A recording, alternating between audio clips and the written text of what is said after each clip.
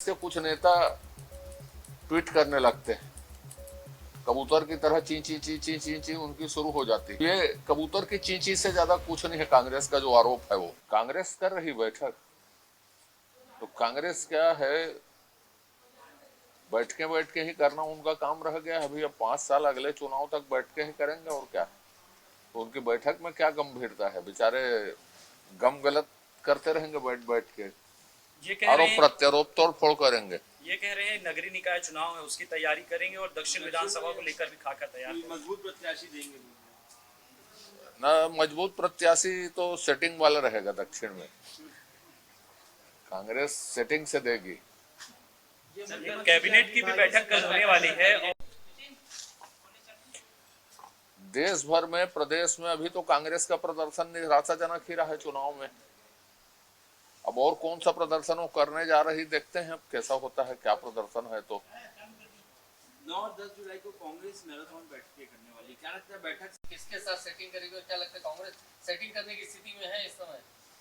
कांग्रेस के पास मजबूत प्रत्याशी नहीं है। मजबूत प्रत्याशी दिखाने के लिए सेटिंग करेगी कि इसको बताएगी किसी नेता को, साहब इसको उतार रहे हैं और इसको देख लीजिएगा, ज्यादा से मत हराइएगा करके, इज्जत बाकी रहे, ऐसा सेटिंग होगा।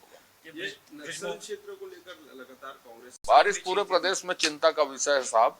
अब ये मौसम है, आज माननीय मंत्री जी से लेके पीसी सबका बयान है कि राज्य सरकार तैयारी कर रही है इन स्थितियों से निपटने के लिए करके, चिंताजनक है निश्चित रूप से। सर, रायपुर के कुछ ऐसे इलाके हैं जहां पर नगरीय निकाय चुनाव है और बहिष्कार करने की मांगे ये हैं कि कई सालों से पार्षद के जोन कमिश्नर के चक्कर लगा रहे हैं लेकिन मांगे पूरी नहीं हुई, तो फैसला किया कि चुनाव बहिष्कार करेंगे। चुनाव बहिष्कार करना किसी समस्या का हल नहीं है, बल्कि समस्या से लड़ने का एक नायाब तरीका, और सबसे नायाब तरीका है मतदान करना, चुनाव में भाग लेना।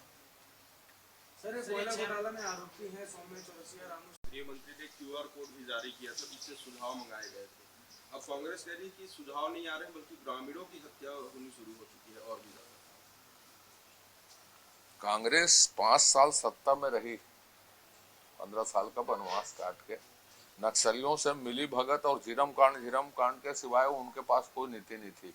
यही चिल्लाते थे जब नक्सलियों की बात होती थी। तो 5 साल तक, इन 6 महीनों में नक्सली समस्या से लेके आज तक ऐतिहासिक एनकाउंटर हुए और नक्सलियों के कोर एरिया में एनकाउंटर हुए हैं। इसका मतलब है कि नक्सल बौखला गए हैं अपने कोर एरिया में सुरक्षा बलों के घुसने से। तो अब ये मिली भगत के कारण जैसे नक्सलियों को क्षति पहुंचती है, उसी इलाके कांग्रेस के कुछ नेता ट्वीट करने लगते हैं, कबूतर की तरह ची ची ची ची ची ची उनकी शुरू हो जाती है। तो ये कबूतर की ची ची से ज्यादा कुछ नहीं है कांग्रेस का जो आरोप है वो। ये राज्य के 178 तहसील है जहां पे औसत इनके खिलाफ यूडब्ल्यू ने फिर से एफआईआर दर्ज की है आय से ज्यादा संपत्ति की, तो करोड़ों रुपए की जो अचल संपत्ति है उसके खिलाफ एफआईआर दर्ज की गई। ईओडब्ल्यू अपनी कार्यवाही कर रही है, ईडी अपनी कार्यवाही कर रही है, न्यायालय इसमें, माननीय न्यायालय इसमें अपनी कार्यवाही कर रही है।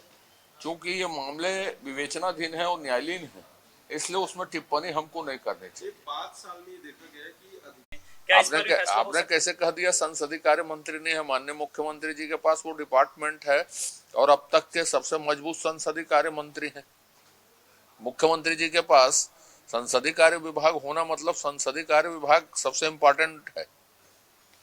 आप कैसे कह दिए कि नहीं है? सब मुख्यमंत्री जी बने रहेंगे क्या आगे, वही संभालेंगे विधानसभा सत्र तक?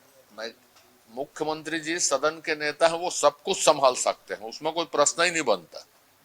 ये मुख्यमंत्री जी आज विभागीय बैठक लेने वाले हैं, समीक्षा करने वाले हैं। लाभ आम जनता को मिलेगा कल की बैठक? कैबिनेट में बदलाव होगा नहीं होगा, दिखेगा नहीं दिखेगा, ये सब कुछ माननीय मुख्यमंत्री जी का विशेषाधिकार है, उनके प्रिविलेज है ये।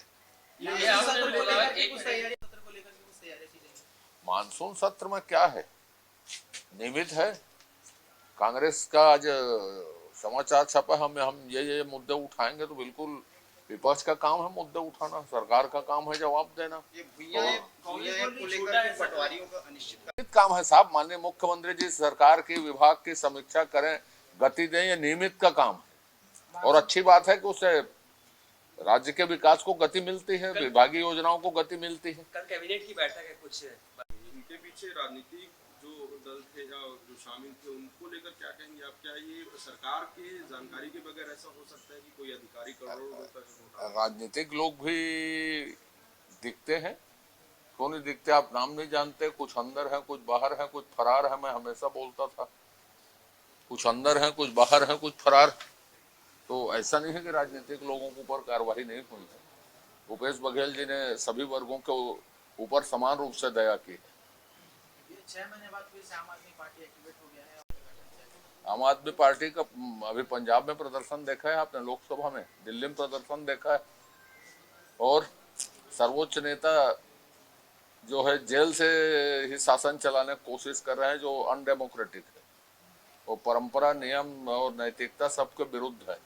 उनको हेमंत सोरेन जी से सीखना चाहिए।